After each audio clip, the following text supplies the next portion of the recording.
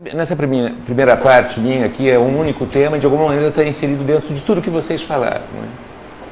A gente está encerrando um ciclo na história do marketing da comunicação desse país. Quando a gente começou a trabalhar, eu, o Chueire, o Efraim, o Silvio, enfim, o Claudião, quase todos vocês que estão aqui, a gente foi muito motivado por uma coisa que estava nascendo naquele momento, se profissionalizando, que era a propaganda. Né? Então, durante muito tempo, a nossa atenção, a nossa sensibilidade estava muito mais ligada e se desenvolveu sobre a tal da indústria da propaganda que estava nascendo no Brasil do que qualquer outra coisa. Né? E isso durou exatos 40 anos como pico, né, de 1970 a 2010, mas nasce essa nova propaganda brasileira em 1968 e de alguma maneira ela está terminando agora em 2018, 50 anos depois, durou o ciclo, né? A fase mais forte, 40 anos, e do começo ao fim, 50 anos. Ontem eu fiz um post, não sei se vocês chegaram a ver, a propósito de uma notícia que estava nos principais jornais do mundo inteiro. A WPP, que é um dos maiores grupos de comunicação, estou pedindo a cabeça do Martin Sorrell, os acionistas, são os investidores. Ele fez um monte de falcatruas, né? Mas isso está acontecendo com os 4 grandes grupos de comunicação, os 4 estão numa crise ferrada, eles vêm na beira abaixo, eles estão derretendo, ou seja, realmente o ciclo terminou, o ciclo chegou ao fim. Depois eu comento um pouquinho com vocês sobre cada um desses ciclos. Né? Em junho de 2007, há 11 anos atrás, nessa sala, a gente falou que isso estava começando a acontecer. Né? A gente tinha uma série de evidências para isso, e faltava alguém que tivesse documentado isso de uma maneira muito consistente, muito forte. Né? Esse alguém que documentou isso foi esse cara aqui, o Bob Garfield. Esse cara era o editor do Advertising Age. Nesse momento ele estava escrevendo esse livro, 11 anos atrás, estava caindo fora do Advertising Age e traçando o que ele já estava conseguindo ver com a tal da indústria da propaganda, para onde isso estava caminhando, o que estava acontecendo. Não é? E aí eu selecionei algumas das coisas que ele falava nesse livro há 11 anos atrás. Né? Por exemplo, ele falava sobre as relações profissionais. Uma nova ordem está se desenvolvendo. Um tempo em que os departamentos de marketing terão contato direto com os consumidores, com os publicitários tendo um papel secundário e não mais à frente do processo, não é? Coisa que o Claudião constata, o Chueire constata, enfim, todos nós estamos aqui, a gente não viu acontecer outra coisa nesses anos todos que vieram na sequência do que ele falou isso, não é? Durante muito tempo, o presidente da agência de propaganda ou os profissionais de criação falavam direto com o presidente do cliente, não é? Um pouquinho mais adiante com a área de marketing, um pouquinho mais adiante com gerentes de produto, e hoje eles entram na fila da área de compras das empresas para, depois de serem selecionados em processos de concorrência simplesmente lamentáveis, de irem fazer a negociação final, que é a negociação do preço. Né? Realmente, uma atividade, uma profissão que foi muito glamourosa, que foi muito respeitada, hoje ela foi caindo na escala e chegou nisso que esse cara falou. Né? Sobre a fragmentação de audiências. O problema é que as agências não conseguem mudar seu modelo econômico, que é construído num sistema de compensação intimamente amarrado ao modelo de compra de mídia. Não faz ideia de como ganhar dinheiro neste novo mundo com infraestrutura de marketing online. Possui uma enorme galinha de ovos de ouro que não estará por muito tempo mais neste mundo. Aconteceu. E aconteceu de maneira dramática. A margem das agências despencou, degringolou. Eu de vez em quando ainda vejo algumas agências falarem, que trabalham com agências, que elas ganham dinheiro, eu não consigo ver como é que elas ganham dinheiro. Aonde elas ganham dinheiro? Você vê, Chueire? Você vê? Tem sim. Existe? No cliente que a gente conhece. Ainda no cliente incauto mesmo. Chega ao meu conhecimento, às vezes, alguns números surpreendentes do resultado final. Da onde sai esse número, né? De onde brota esse número, de onde nasce? Sobre os comerciais de 30 segundos, né, que marcaram as nossas vidas. Né? A nova geração não aceita mais essa troca e quer o conteúdo de graça e sem publicidade. O comercial de 30 ainda cabe na televisão, mas em outras mídias as pessoas não estarão dispostas a aceitá-lo. A gente falou isso há 11 anos atrás, de ano para cá, isso só se agravou. Você passou aí a tua parte falando de brand narrative, né?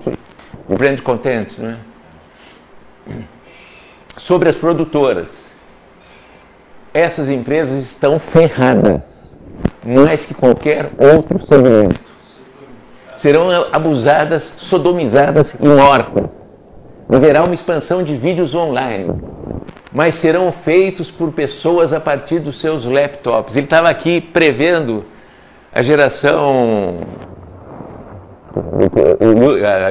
os youtubers, né? Nós temos 500 mil youtubers no Brasil, né? 500 mil. Qualquer mané com um notebook na mão tem hoje mais recursos tecnológicos que a LGA, não é, que é uma importante empresa de propaganda, tinha 15 anos para produzir efeitos especiais. Sim, Cláudio. A diretora de marketing da Natura, nesse branding company, colocou o seguinte: olha, estou revelando aqui um storytelling que nós criamos dentro da Natura, eu com minha equipe, ela falando, gravamos vários depoimentos, várias histórias de consumidores Natura, através de um telefone, do WhatsApp. Do iPhone. Né? Editamos e depois chamamos a agência, que é a TPC, né? E mostramos o que nós fizemos. Fizemos 17 vídeos dentro do departamento de marketing, ela e a equipe. Foi assim. E a agência achou maravilhoso. Perguntaram, qual foi a produtora? Falou assim, está aqui, nossa. Só faltou a agência ter falado, vocês prestariam um serviço para nós? Oportunidade, a indústria do marketing direto.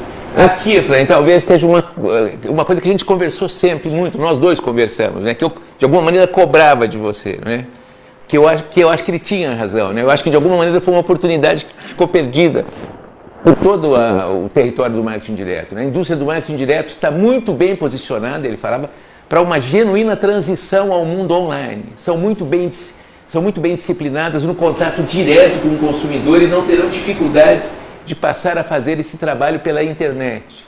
A publicidade tradicional baseada na interrupção só é eficiente num cenário de mídia de massa que está desaparecendo. Você acha que a galera do marketing direto perdeu essa chance extraordinária? Não acho. Não acho? Não. Eu vou explicar por quê. A galera da mala direta perdeu. Do marketing direto, não. Sim. Porque mesmo mudando de nome, a Bend tem um nome mais apropriado hoje, que é o marketing de dados, que aliás pegou. O nome marketing de dados pegou. Em nenhum lugar do mundo chama desse jeito. Sim.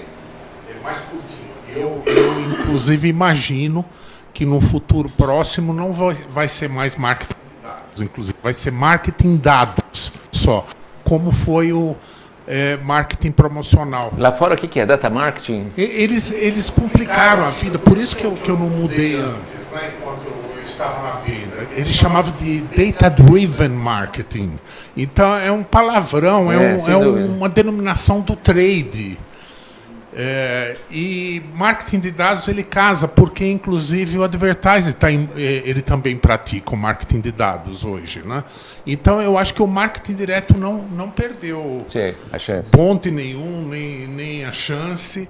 O que acontece é que as grandes agências ou as mais tradicionais agências de marketing direto rapidamente absorveram as novas tecnologias, os novos canais e ficaram competitivos em relação a isso, né? Não só isso. A Collins hoje é assim? Ela é mais do que isso, na verdade. Mas ela sofre o impacto assim como todos, da massacrante negociação dos anunciantes. É massacrante, né? A negociação e o que se aperta e assim por diante, né? E as novas empresas, que são as chamadas agências digitais ou mais modernas, eu acho que foi o caminho inverso. Porque eles falaram, nós não ligamos para a televisão, nós só pensamos em fazer a utilização mais barata e adequada e contemporânea da comunicação. E assim que cresceram, falaram, a gente também faz advertising, porque eles viram que se ganhava bastante com advertising. Então, a verdade é essa. Então, hoje em dia, qualquer agência de comunicação ou agência de marketing, ela tem que transitar por isso, em mensuração de resultados e tudo. Então, eu acho que não houve esse negócio de perder o bonde da história. Mas só uma coisinha, desculpe, eu não ia falar, mas estando com o microfone na mão, a não ser que corte. Ainda não chegaremos a esse ponto.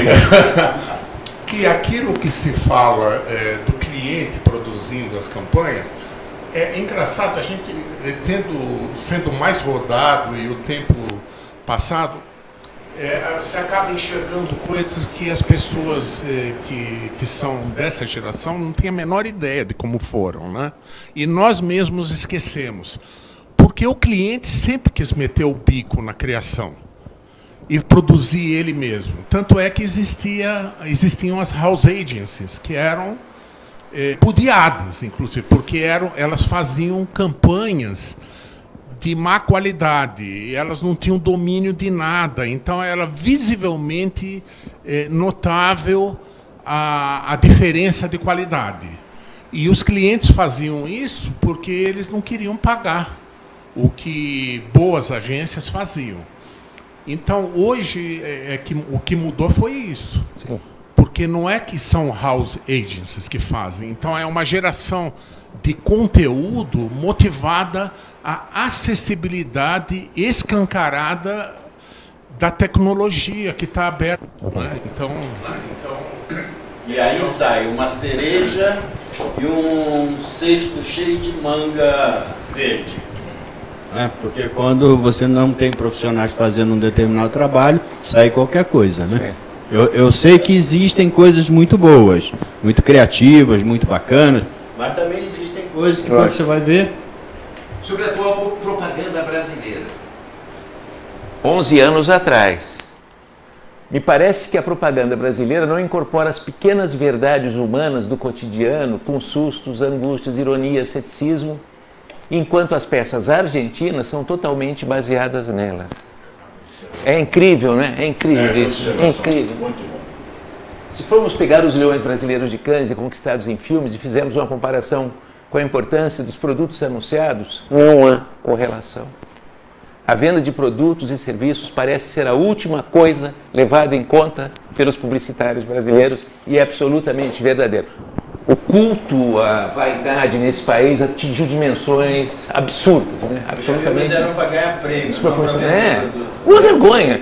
As agências trabalhavam, o Fábio conta isso, de janeiro a abril, né, Fábio, para produzir para Cannes, né?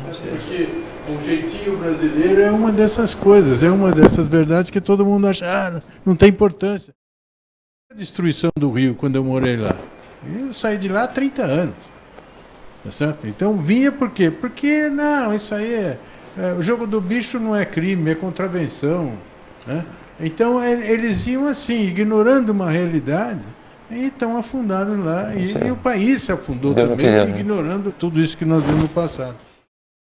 Gente, tudo isso começou em 1968, né? A economia do país vai modificando. A gente está completando 50 anos desse livro aqui do Zuenir Ventura, de tudo que aconteceu naquele ano, não só no Brasil, mas fora do Brasil, mas no Brasil especificamente, é a chegada do primeiro supermercado, que era era um Sirva-se, se não me engano.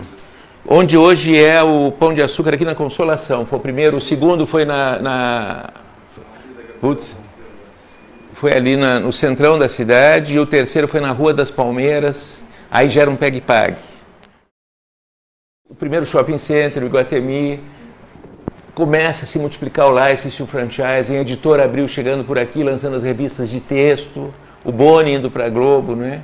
Alcântara se organizando e um pequeno estúdio chamado Metro 3, de 3 pessoas, do Zaragoza, do Petit, do Ney Lima Figueiredo, se convertendo em agência, saiu Ney Lima Figueiredo, entrou Roberto do Ailib.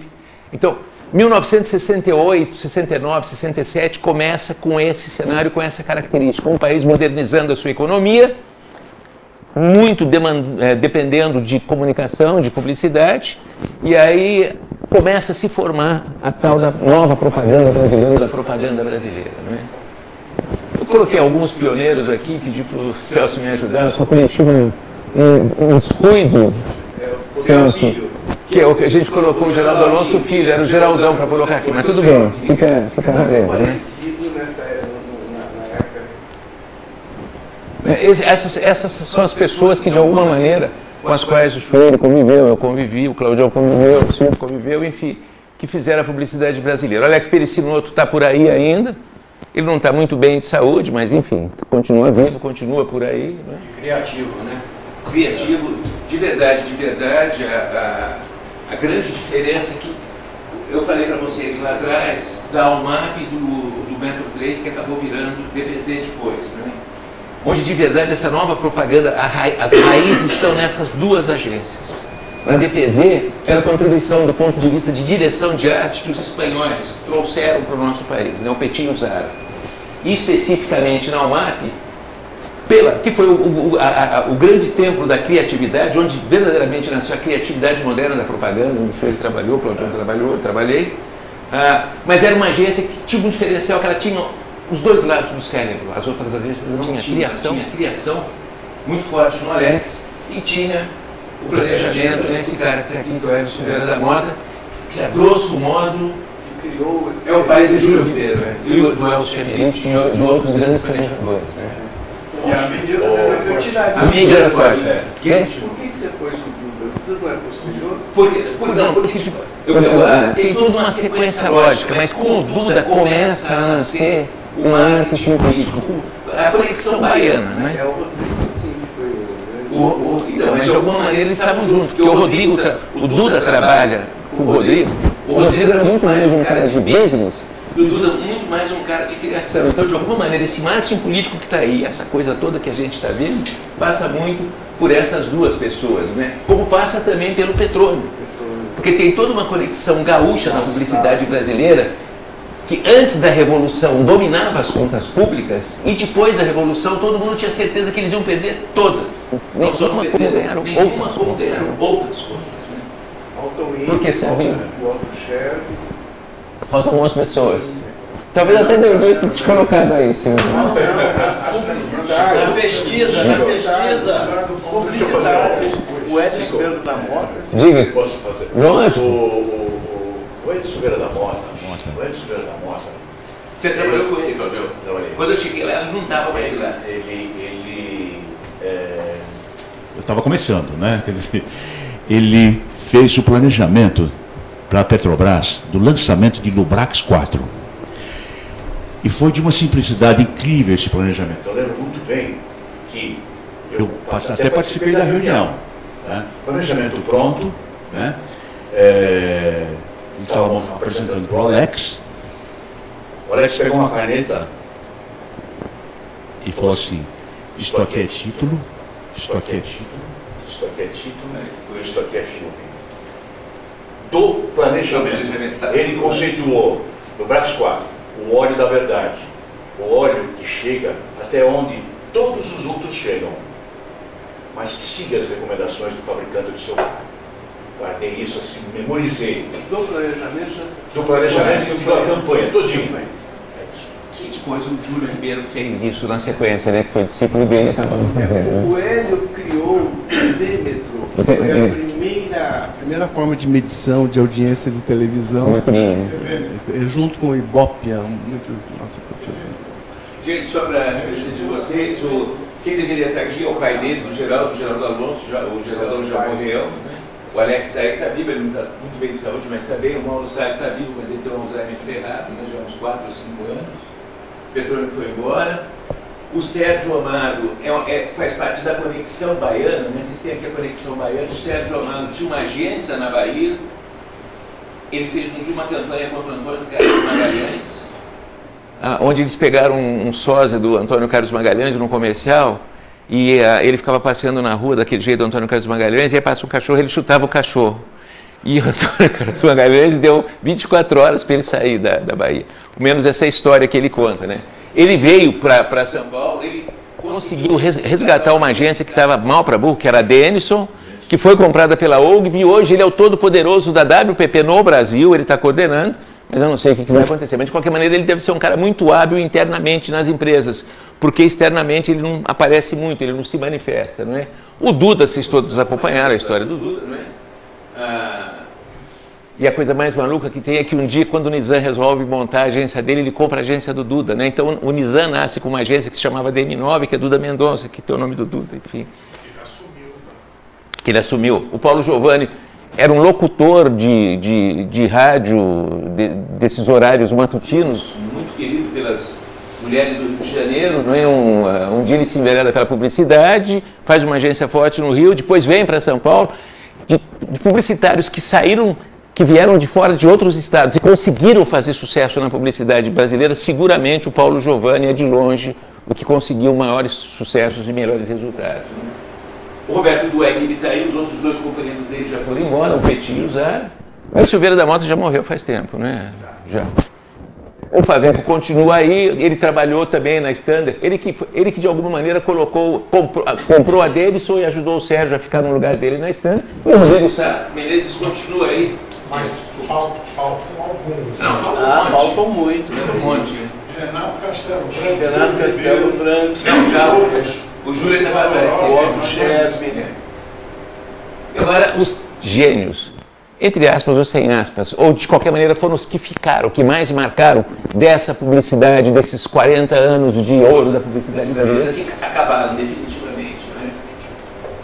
Talvez o mais forte de todos, Washington Oliveira, né? Quase todas as pessoas que eu mostrei para vocês aqui, a gente prestou serviços para ele, trabalhou e participou da construção das agências que vieram na sequência, né?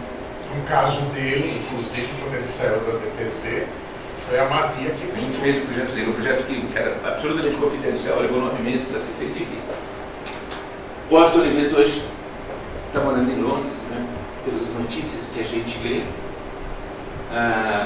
Ele realmente era uma pessoa fantástica, extraordinária, brilhante, mas ele acabava gerando um mal-estar junto aos clientes deles, né? Eu estou falando para vocês, foram depoimentos que eu vi de importantes clientes dele, porque ele tinha tanta confiança nas coisas que ele criava, quando ele se dirigia para apresentar uma campanha, antes dele apresentar a campanha, ele já fazia um preâmbulo de tal forma, de tal ordem, ele dizia que a campanha era tão fantástica, tão extraordinária, que qualquer cliente que tivesse vontade de dizer que achava que aquilo uma merda ia se julgar um burro, né? Então, com isso, ele perdeu clientes.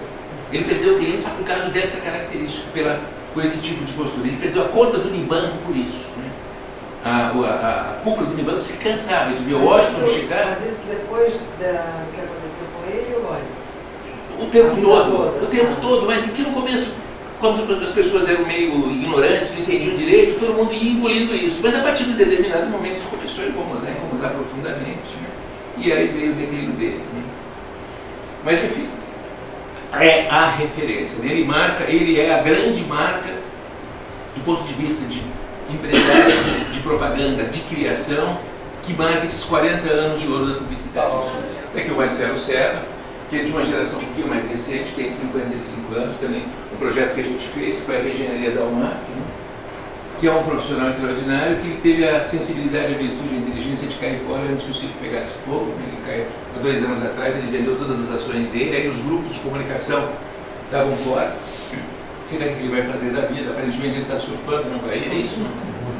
É isso? Então é gênio mesmo. Então é gênio mesmo, está aproveitando a vida. É o Nizam Guanais, 55 anos. Bela foto, você já viu? Que aparentemente nesse momento, o pior momento da vida dele. Pior ou melhor? Pior momento. A Omnicom comprou os negócios dele há 2 anos atrás.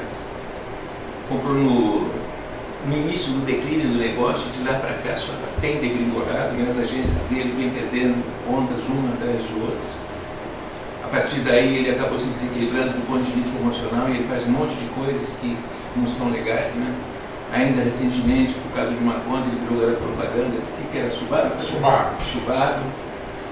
De alguma maneira, a DM9 hoje está sob intervenção do Dominico, né? Ele deslocou um executivo de uma agência e colocou na Pedro Lara para ir para aquilo. Do mesmo grupo. O Nizam vai ficar, ele vai. Eu acho que ele devia ter caído fora, ele calculou mal o timing, enfim. Vai ter que. Diz que não quer mais ser candidato. Que ele não quer mais ser candidato? É, ele se propôs a ser candidato a deputado federal, mas parece que já também voltou atrás disso. E o Roberto Justus, né, que há 62 anos, que acabou tendo uma trajetória circunstancial que todos nós temos, não é de verdade talvez o sonho do Roberto não fosse ser publicitário. Eu acho que de verdade, ele não gostava muito da publicidade no dia a dia de publicidade. A gente fez o projeto para ele, trabalhou 6 anos com ele. Ele gostava muito de ir numa reunião, mas ficar meia hora, 1 hora, 2 horas no máximo, enfim. Ele era o financeiro do Fisch. Ele não é publicidade. Mas uma circunstância mudou a história do Roberto, né, e deu essa projeção que o Roberto tem. Né? E as duas circunstâncias. Né? A primeira circunstância foi o dia que o Salomão Schwartzman convidou o Roberto para fazer uma entrevista na TV Gazeta. E nesse dia, quem estava sendo entrevistado pelo Salomão também era Adriane Galisteu. E eles se conhecem ali na sala de espera. Marcam para ir almoçar no dia seguinte e se casam 3 meses depois. E a partir daí o viés, Roberto, viés artístico dele, o viés artístico dele era um homem bonito, ele aproveitou isso, ele foi subindo, ele foi fazendo uma carreira em paralelo à agência, fortalecendo a agência.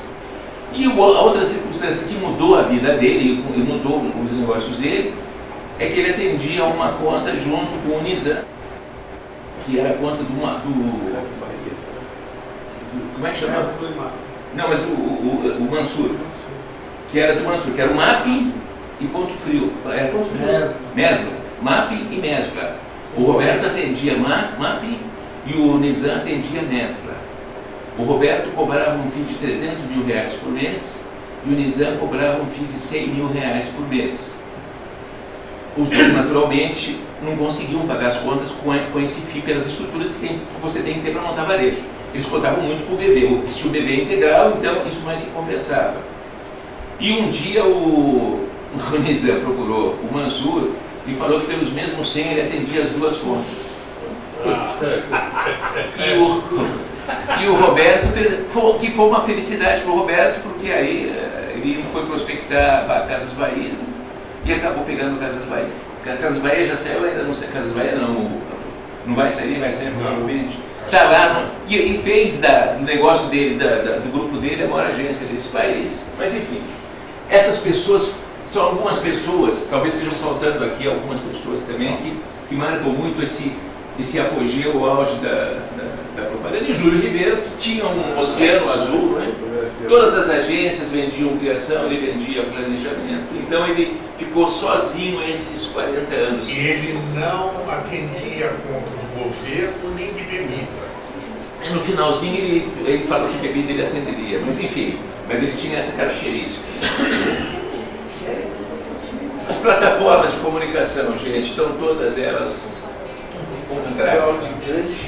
uma draga. Diários Associados ficou pelo meio do caminho, deve ter alguns, 3 ou 4 remanescentes dos Diários Associados. Mas em outras mãos. Bloco desapareceu. Editora Abril, eu fui com o Fábio há 1 mês e meio atrás lá, de chorar a situação da Editora Abril. Estadão e Folha, Estadão está mal para cacete, a Folha acabou fazendo alguns outros negócios que dão uma sustentação para o grupo, né? O SBT depende do Silvio Santos, eu quero ver o dia seguinte do SBT sem o Silvio Santos, né? Que é uma coisa fantástica, né? Um cara só conseguir sustentar uma marca, mas enfim. É igual pegar o PT com Lula, né? E não só o SBT, né, Magia? O SBT, o Baú, a gente, tudo vai embora. Tudo vai embora, desaparece. A Rede Globo com problemas dramáticos, porque ela tem um compromisso com qualidade absurda e ela tem uma dificuldade muito grande de desacelerar esse compromisso com a qualidade. Então ela não consegue conter os investimentos na área artística, mas em compensação em todas as demais áreas ela está passando por um processo de reformulação, de enxugamento, de compactação. A editora, não sei se vocês têm acompanhado a nova fase da revista Época, que nasceu para um dia passar Veja, ela mudou, é uma outra revista, uma outra característica, as redações todas foram juntadas, os números de prédios diminuíram. A Record é uma exceção aqui totalmente dependente de alguma outra coisa, de Disney. Não dá nem para a gente eventualmente analisar aqui. E a Band continua uma empresa, do meu ponto de vista, você não consegue entender exatamente com a personalidade que é, porque é essa característica do Johnny, né, que sucedeu, que foi o sucessor, e é como ele toca a Band. Mas, de qualquer maneira, essas plataformas todas também fazem parte desse final de ciclo, né, desse final desses 50 anos, vão ter que passar por um processo de revisão, reposicionamento radical, ou vão desaparecer. Né? E a pergunta, nem daqui para frente, né? Não tem resposta. Está todo mundo procurando resposta.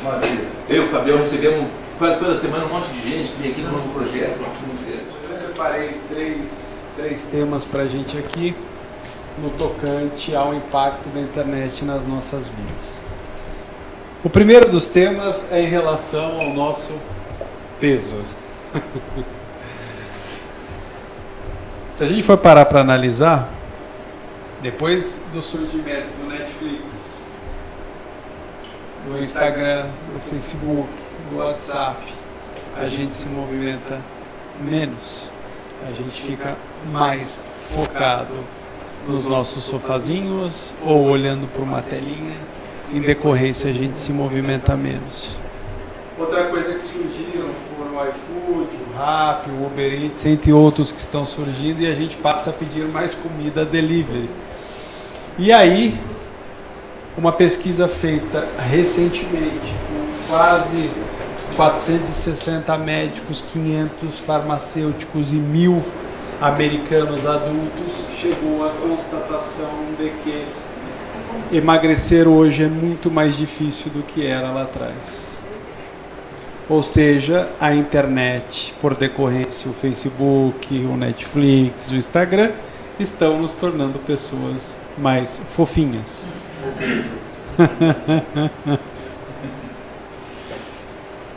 Perguntadas a essas pessoas, né, se eles achavam que hoje era mais difícil emagrecer ou não, os médicos disseram que 77% acham que sim, 81% dos farmacêuticos e 62% das pessoas.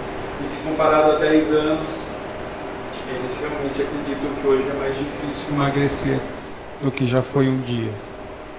Se eles estão se movimentando e comendo mais, a resposta é que sim, eles estão comendo mais e comidas não saudáveis.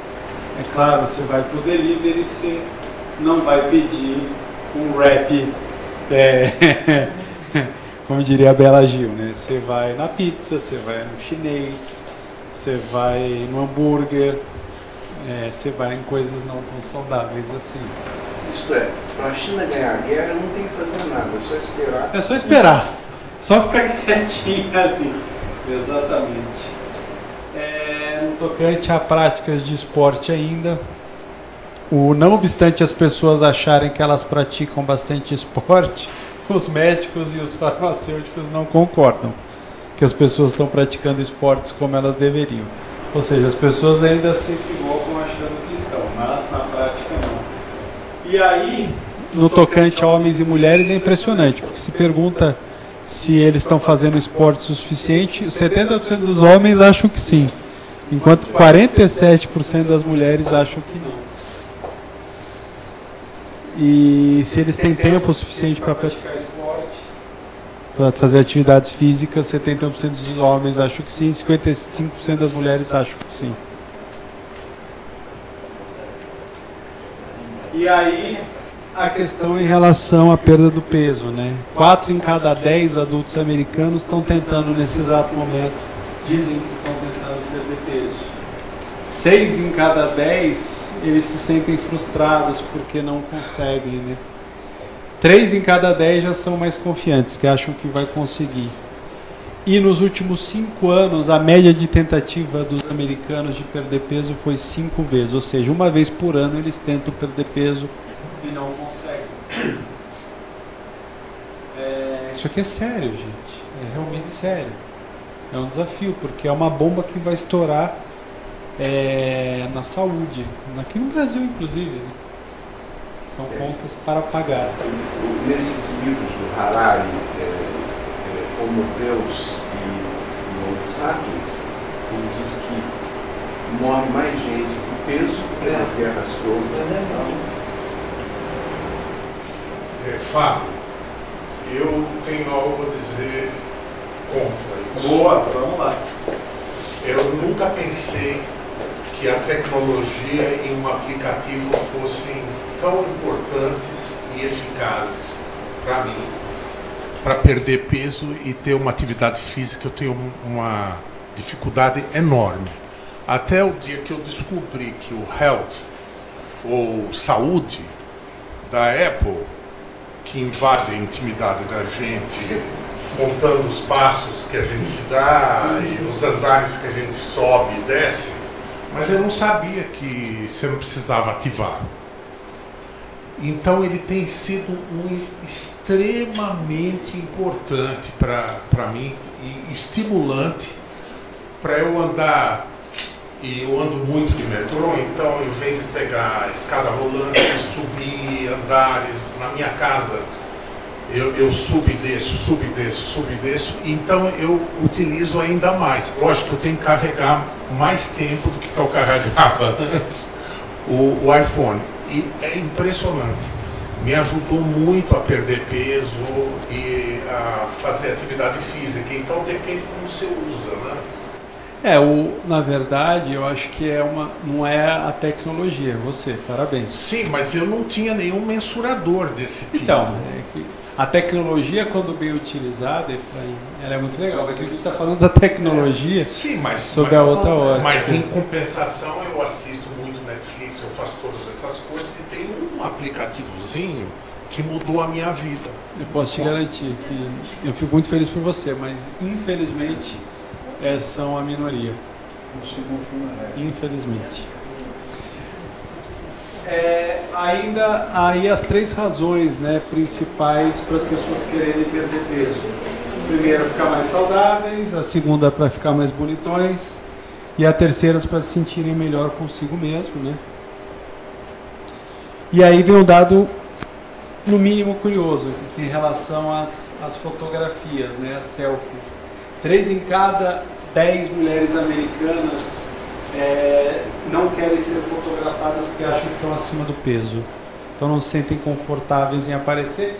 Gente, rede social é sobre fotografia, né? É sobre exposição o tempo todo. 4 em cada 10 estão nesse exato momento tentando perder peso para poder aparecer melhor nas fotografias nas redes sociais. 1 em cada 5 aí seguem postando fotos delas nas redes sociais, não obstante ao peso delas. E 4 em cada 10 seguem aí tentando perder peso. Enfim. O segundo impacto da internet nas nossas vidas é no tocante às compras. A gente começa a sentir essa movimentação aqui no Brasil. Tem algumas coisas que levam muito tempo, né? Quem teve a oportunidade de viajar recentemente para fora, para a Europa, para os Estados Unidos, para a Ásia, então nem se fala, você vê que a gente tem um abismo, né? O Brasil está ficando no limbo no tocante à tecnologia. Você pode ter o celular mais novo aqui disponível, só que toda a infraestrutura não chega na velocidade. Então é normal na Europa e nos Estados Unidos você pagar com Google Pay, Apple Pay e assim por diante. Aqui você nem acha essas alternativas efetivamente para pagar ainda. Se a gente está ficando no abismo. Mas isso já muda bastante, né? A gente já compra muito na Amazon e a gente deixa de sair de casa. Ou vai para o Magazine Luiza, ou vai no Netshoes, ou vai na Dafit, ou vai alguma coisa da B2W, ou compra vinho pela Wine. Tem tantas alternativas de coisas que a gente efetivamente passou a fazer e faz com que a gente não se desloque mais para uma loja física para efetivamente fazer compras. Nos Estados Unidos, agora, há mais shoppings abandonados do que nunca. A taxa de desocupação nos grandes shoppings cresceu 8,3% no primeiro trimestre, o maior nível desde o quarto trimestre de 2012. A Rates, empresa de dados imobiliários, com 77 áreas metropolitanas, diz que 41 dessas áreas experimentam um aumento de vacância durante os últimos 12 meses. Parte dessa queda tem a ver com o fato dos clientes podem facilmente comprar produtos online em vez de se arrastarem para shoppings, muitos dos quais não são atualizados há anos. Né? Quando grandes shoppings estão morrendo, startups que começaram no online, como Everlane, Allbirds, Grocery, MGM e Away, estão cada vez mais entrando no varejo físico, que é a movimentação contrária que a gente vê. Né? As lojas online invadindo o físico. Vale a pena ressaltar que muitos desses shopping centers em decadência estão em locais suburbanos, enquanto startups estão abrindo lojas em locais urbanos movimentados. Startups também estão abrindo lojas menores. Eles geralmente não carregam muitos inventários, pois os produtos podem ser enviados diretamente para o cliente, é o tal do Omnichannel.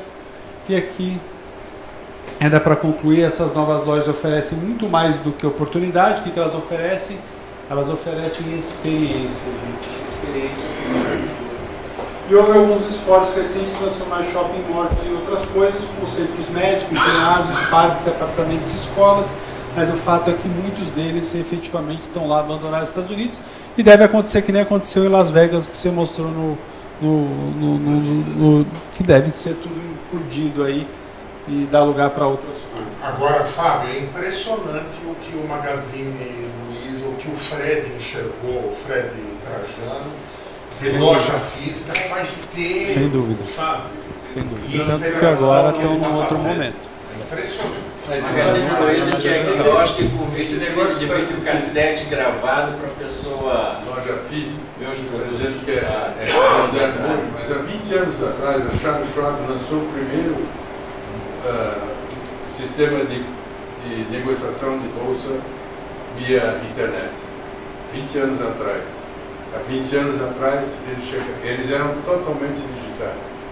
Há 20 anos atrás, eles chegaram à conclusão que eles tinham que ter um ponto físico, né, em algum lugar para poder ter um contato com o cliente. Eu não vejo, eu acho que esse é o lógico, porque eu não vou comprar uma roupa pela internet, eu não compro. Sapato, cada um é um. Então, tem certas coisas que, por melhor que seja a internet, eu acho que está difícil de você chegar lá e sentir, pôs o pé no sapato, esse está confortável, esse não está. Então tem certas experiências que o físico é fundamental. Eu concordo, mas a gente também tem que levar em consideração que a gente mora num país que não tem a cultura e a logística ainda é muito ruim.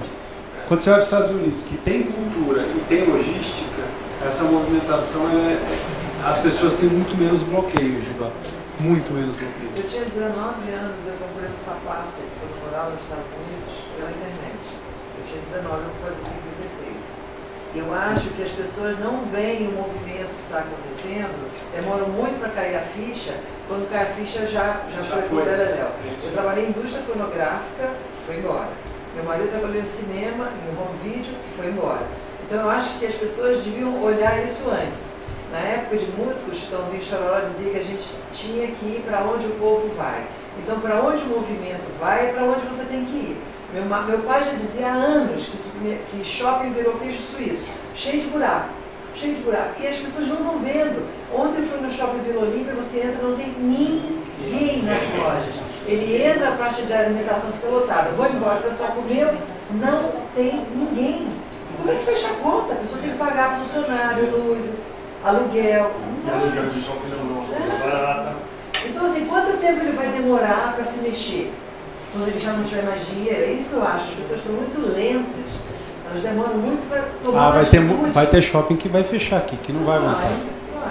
Que não faz sentido. A gente chegou quase a bater 500, o Brasil comporta no máximo 300. Vai reduzir em 20 anos, 200 vão desaparecer. Pode deixar também que se inaugurou só com o preço bacana, não precisa mais nada. Isso vai ficar desesperado, porque marcaram para inaugurar e ninguém vinha comprar e como é que faz agora? Os dois movimentos que falou, tanto da comida como da compra, já existe o movimento do slow e de você não ter mais tanta roupa. Tem uma reportagem que saiu na Gol de uma moça que está falando sobre você ter 37 peças só no seu armário. Então tudo é a indústria que mais polui. Então tudo isso já está mostrando que as pessoas vão ter que diminuir. E aí eu trouxe o exemplo de uma daquelas lojas citadas que fez a movimentação contrária, né? E é uma entrevista bacana com o CEO, onde ele conta um pouquinho do que ele fez. Retail experts, let's move on. Predict this year will end with nearly 7,000 store closings across the U.S. But one retailer is joining the growing list of online companies opening brick-and-mortar stores.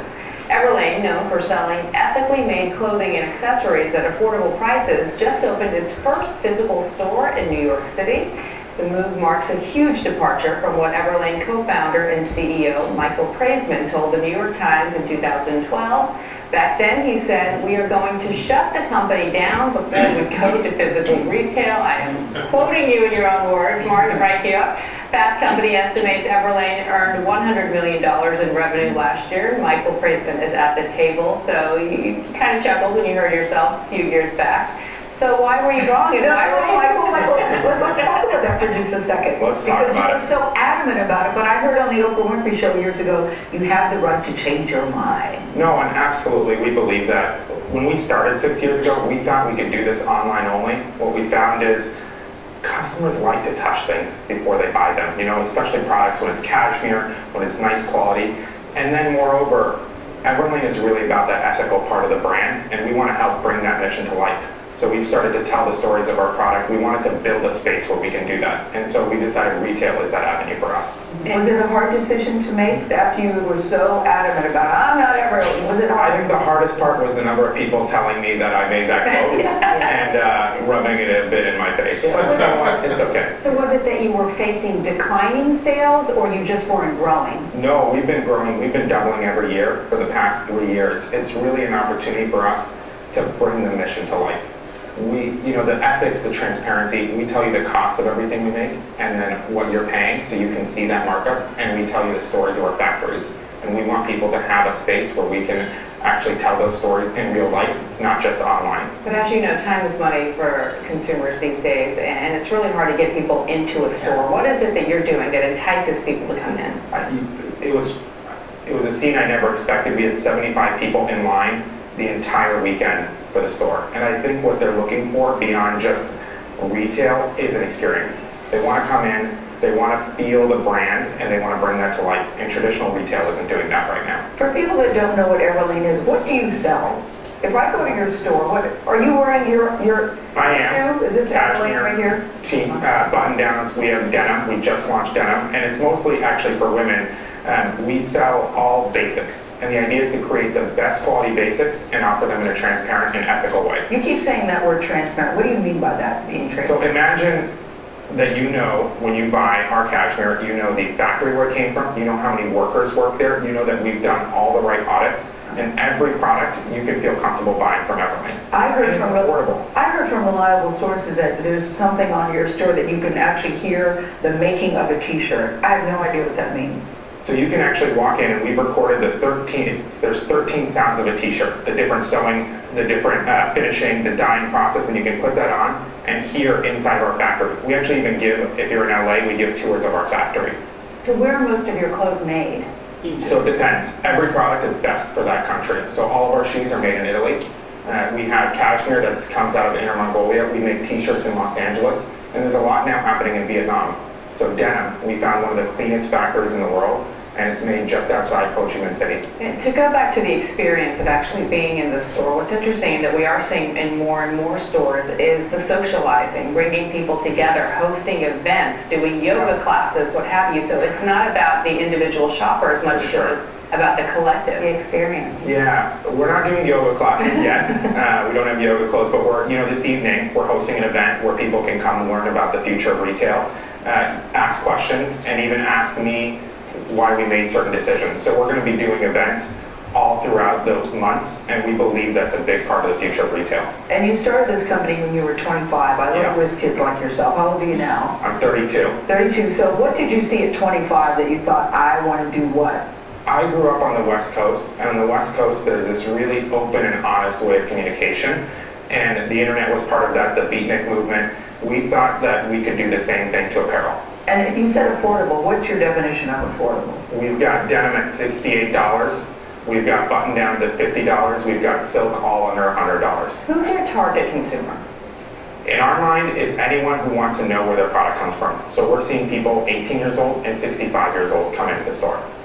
That's a big old range. It is a big range. But we've said it's about a state of mind. You know, it's about wanting to know. It's about wanting value. It's about wanting to get quality. And we're really trying to make quality products that last. And there's a real shift in consumers nowadays. Yeah, you're right about that. Congrats to you. You and your team are doing something right. Yeah. Thank you. Very much for coming in. Quer fazer algum comentário? Autenticidade, fazer as coisas direito. Receita de sucesso, né? A simplicidade desse cara. Eu fiz uma experiência de comprar um sapato no site chinês e veio um sapato muito bom, feito na Rússia, bonito, barato, excelente. Testemunho assim. Comprei também um binóculos, que era a coisa que eu queria também. Né? Hoje a gente deu isso.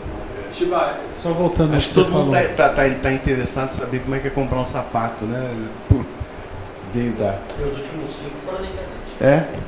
Agora tem um jeito de comprar sapato, não sei se vai emplacar, um amigo meu me contou que você usa printa o seu pé com uma impressora 3D e aí faz o sapato exatamente como ele precisa ser. Ou tem algumas, a própria Netshoes faz, ela faz o seguinte, você pega o tênis que você tem, a qualquer, e você diz, eu tenho Nike modelo tal, que tamanho que você usa e como é que ele fica no teu pé. Ele fica mais folgado na frente, atrás, como é que ele está certinho? Em cima desse molde é que ele diz qual é o tamanho do outro tênis que você está comprando. Então, tem mesmo as roupas, as roupas hoje você coloca o seu tamanho, aí ela vai moldando um personagem a partir das características que você vai escrever e eles enviam para você o mais adequado. Você mentir nessa daí, você está ferrado. Mas você vai mentir para você mesmo. A própria Fitbit, você imprime e você mede com essa impressão de uma folha sulfite o teu pulso e você vê qual é o tamanho da tua pulseira. Então assim, tem formas de... Mas o que tem de legal, Gibi, voltando ao que você falou, né, que eu gosto de ir na loja, eu gosto de tocar, você tem toda a razão. Só que isso faz com que as lojas mudem, porque na verdade ela continua tendo que existir. A questão é aonde ela vai ter, quantas lojas ela precisa ter e que experiência ela precisa ter. Como ela vai ser? Exatamente. Todo o serviço ela vai passar o E as lojas têm que voltar a ser lojas. Deixaram de ser em determinado momento. Agora, uma coisa que me chamou a atenção é que a maior parte das lojas nos Estados Unidos que estão fechando, elas não são do centro. Não. Mas isso é um motivo óbvio. Todos eles foram para lá por motivos de taxas mais baixas. Sim. Que as cidades cobravam. Então, isso não foi E porque também não é assim, né? Que é uma coisa que a gente viu no Brasil, né? A gente está falando de São Paulo, mas você anda aqui um pouquinho, você vê cidades que comportam, sei lá, um shopping center, exagerando muito 2, tem 3, tem 4. É claro que não vai dar certo, né? É claro que cada shopping center vai ter 10 lojas abertas e 50 fechadas. E isso não vai mudar, não tem milagre. Não existe massa para justificar isso. Mas de qualquer maneira, Fabião, tem uma mudança radical lá, né? Esse ano estão fechando 1000 shopping centers nos Estados Unidos. É muito forte, é muita coisa. É que as pessoas, 50%, 60%, 70% do que elas compravam no shopping, elas não saem de casa para comprar. Mudou mesmo, é isso. Mudança e impacto da internet. E o terceiro que eu trago aqui é pagamento, que é uma coisa que a gente ainda sente muito pouco aqui no Brasil, porque é uma das coisas que ainda não chegou para valer aqui. Mas a hora que você vai para os Estados Unidos, principalmente na China, isso é absolutamente uma revolução, até porque não passa pelos bancos, né? Então hoje você tem o Google Pay, você tem o Apple Pay, você tem o WeChat Pay, você tem o Masterpass e o Visa Checkout que você já usa aqui no Brasil, Amazon Pay, Samsung Pay, alguém eventualmente que tem o Nubank, tem cartão de crédito que não é uma forma de pagamento, mas é um pouquinho de uma coisa mais moderna que a gente tem aqui no Brasil. Quando a gente vai para a China, ela está se tornando o primeiro país do mundo sem dinheiro efetivamente. Ela lá tem a Tencent, que é a da WeChat, e tem a Alibaba, que tem o Alipay. São dois monstros, gente. O WeChat nasceu com um aplicativo de mensagem, um super aplicativo. Você pode baixar e usar câmera de celular, lê o QR Code e autoriza pagamentos, busca cupons de desconto, dá gorjeta, garçom e até mesmo promoções em lojas. O pagamento é feito com a sua digital ou senha do celular e é mais seguro do que um cartão de crédito. Cerca de 60% dos pagamentos na China não usam mais dinheiro. E a maioria é feita através de aplicativo, do WeChat e do Alipay. São mais de 3 trilhões de transações digitais na China. O Alipay é o líder com 450 milhões de usuários e o WeChat tem 900 milhões de usuários, mas nem todos usam o meio de pagamento deles, mas vem crescendo muito. E nenhum dos dois são bancos. Essa movimentação seguramente vai bater aqui também. E vocês não têm a menor dúvida que o Facebook está se coçando para lançar uma coisa parecida no tocante a isso, assim como o Google. Mas depois Fábio, você viu o boicote ao Nubank que acabou de ser notado? Não. Os grandes bancos, o Santander, o Itaú e o Bradesco, eu vi que o Nubank entrou com uma ação, né? Uma ação cancelaram a possibilidade de pagar a assinatura anual ou qualquer tipo de coisa via boleto desses bancos. E aí o Nubank estava numa sinuca de bico. Ele está com o processo do CAD. O CAD já reconheceu o processo e está dando isso. Ou seja, mas o Nubank ele abriu o banco, né? Abriu. Então, Eloy tem a conta no Nubank. Né? Então está aqui, né? Você tem o cartão de crédito, que é tudo online, né? Maravilhoso, fantástica experiência. Um dia eu achei que tinha perdido o meu cartão, meu Deus, certo? Aí foi automaticamente que você fazia por aqui, eu fui lá e cancelei o cartão por aqui, pelo aplicativo. Tá. Quando foi de manhã, o porteiro só você deixou cair o cartão do senhor no elevador. Aí eu fui aqui e desbloqueei. Se fosse qualquer outro cartão, e tem que ficar uma semana, até vir um novo, então. E a conta também super fácil, super prática. Então, com isso, eu já não pago mais a minha fatura do Nubank, no Bradesco e no Itaú. Eu pago no próprio Nubank. O boleto, eu vou lá e desconto automaticamente, então só faço depositar, transferir do Itaú para o Nubank. Eu acho que o sonho de maioria nossa aqui é desbancarizar. O meu sonho esse ano é conseguir desbancarizar. Vou ver se eu vou conseguir. Mas é um sonho que eu tenho. Porque eles não estão preocupados, eu até uso sempre isso nas palestras que eu vou, né, que eu sou cliente do Itaú há 35 anos e eu nunca recebi no meu aniversário um e-mail dizendo parabéns, Eloy, pelo seu aniversário. O que é um absurdo, né? Ou seja, o banco não está nem aí para mim. Então essa mudança revolucionária... Mas se ele mandar para mim, se ele mandar... Ainda fala que é feito para mim, né? Se ele mandar, você vai ficar feliz? Rapaz, eu gostaria de pelo menos ter esse reconhecimento de que eu sou importante para o Banco Itaú há 35 anos. Só um e-mail do meu aniversário, parabéns, Eloy. E aí o meu gerente aparecer, toma um café aqui comigo, chega lá, tem uma canetinha, um brindezinho sem vergonha que fosse. Pronto, é um presente do Itaú para você. Não existe isso agora. Mas o diretor de marketing do Itaú, que eu sempre brinco nas palestras, fala inglês, que sabe francês, formado em marketing, gestão de estratégia, e não consegue mandar um e-mail para mim no meu aniversário.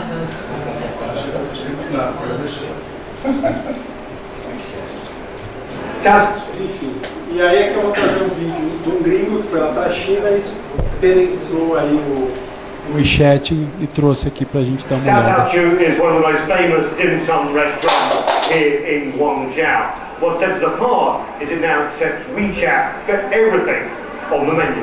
So dim sum with friends, traditional here in Guangzhou, but the method of payment is anything but. China has gone from a cash society to a cashless society very, very quickly. So our bellies are full, and hopefully our bank account is too, because just 2 taps on my phone, we hand it over, and that just took 3 seconds. We're fully paid up, all payment information is here, and we're on our way. So next up, gas. Okay, we're pulling into the gas station, and you see right here, there's a QR code right by the pump here. So we've got our scanner ready. We just hold it up to the QR code here. Now, just enter my pump number, enter how many yuan I want to spend. I need 100. Push yes, but look what comes up straight away. Do I want a bottle of water? Do I want something else? Yeah, I fancy a bottle of water. I'll just add one of those, and then click on it, and just pay. 2 bottles of water, full tank of gas, all on WeChat, and we're off. For many years, Western companies like Starbucks resisted the WeChat Pay model, but now even the coffee giant has come aboard. You just click and scan. WeChat and other applications also helping transform services. We're here in Guangzhou Hospital where you can check in using these computers. No need to wait in long lines. Once you've checked in, you now scan the ubiquitous QR code that we've been using all the time here, and within just basically a second or two, you're in. You're into the hospital's records. You can make appointments.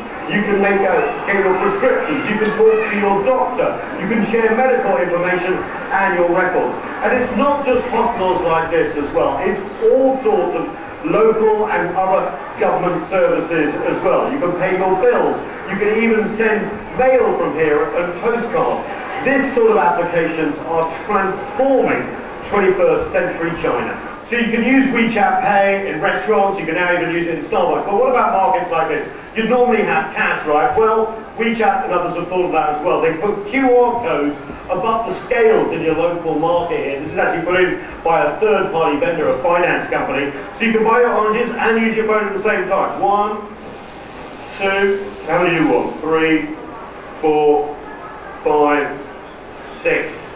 There we go, we've got that. We just hand it to the lady, we put it on the scale, pops it on like that. While we get our QR code out, that says 2.94. Just scan it like that. 2.94. Accept the pay. WeChat Pay. And we're done. Quite amazing. It's amazing how small vendors like this can buy into the technological revolution that's going on in China at a very low price, and it means everyone doesn't have to carry cash around, you just carry your smartphone. Quite incredible. And like this market, the mobile payment industry in China is highly competitive. Big fish like WeChat Pay and Alibaba's Alipay, plus many smaller rivals, are all competing for market share.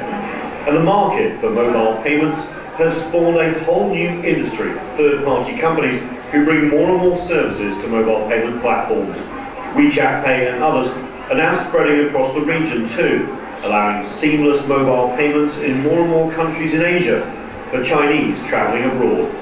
It's a market with so much more room for growth. Nathan King, CGTN, Guangzhou. Fantástico, né? Nas Olimpíadas do Japão, há um acordo entre 80 grandes centros comerciais e você vai poder pagar só colocando sua digital. E aqui no Brasil a gente não consegue evoluir com essas coisas ainda, mas vai chegar. Vai chegar e vai... Essa semana começou. Powered by Itaú por 90 dias. O Apple Pay começou a funcionar no Brasil essa semana, mas que tal a operação Itaú? E uma reflexão final que eu trago aqui, na verdade, quem não viu, recomendo que veja, porque independente de crenças políticas ou não, é bom, é bem feito, tem qualidade, faz a gente pensar, faz a gente analisar o momento do nosso país, por que a gente chegou onde a gente chegou, né? Então, não obstante muitas cenas de sexo que eles exageram no seriado, mas fora isso o contexto é muito interessante. Quem ainda não viu, recomendo que veja.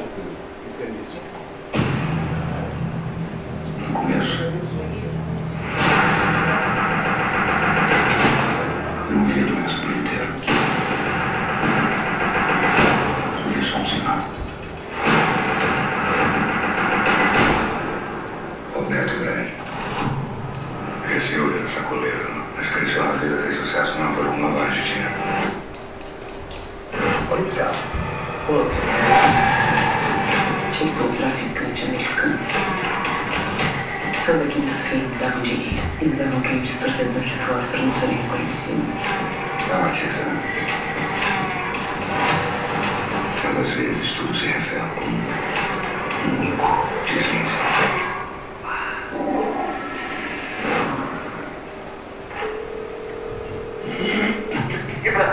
Encontrei.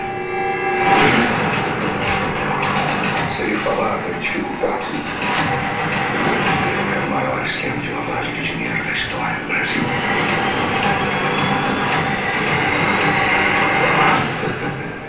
Roberto